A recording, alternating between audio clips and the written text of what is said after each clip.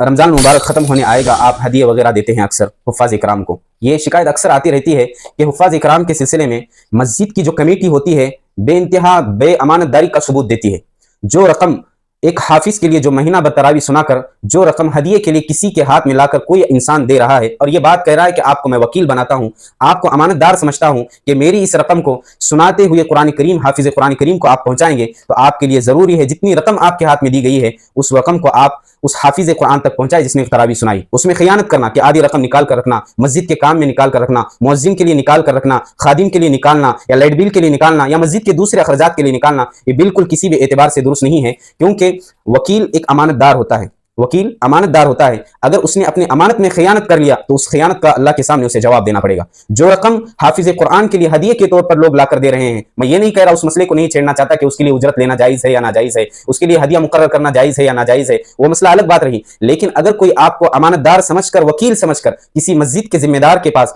हाफिज़ कुरान का हदिया लाकर देता है तो उसके लिए ज़रूरी है कि 1 रुपए की भी खयानत न करे। अलबत्ता अगर हाफिज़ कुरान खुद इजाज़त दे रहा है कि इतनी रकम जमा हो गई है तो उसमें से इतनी रकम आप मुअज्जिन साहब को दे दे, इतनी रकम खादिम को दे दे, तो आपने उसको मालिक बनाया, उसके बाद उसका इख्तियार है कि जिसको चाहे दे दे। उससे पहले उस हदिये में आपका खयानत करना, याद रखना, आप उस अमानत के साथ गद्दारी कर रहे हैं और उस हाफिज़ कुरान के साथ गद्दारी कर रहे हैं और आप मस्जिद के कमेटी में रहते हुए मस्जिद के उसूलों की पासदारी नहीं कर रहे हैं बल्कि बेवफाई कर रहे हैं। इसलिए आपके लिए बात भी जरूरी है कि रमजानुल मुबारक के इंतहा में जिस वक्त कुरान करीम मुकम्मल होती है तो एक नेक काम और जरूर करें, कहीं इस तरीके की खयानत करके अपने रमजानुल मुबारक की कमाई हुई नेकियों को ज़ाय न करें।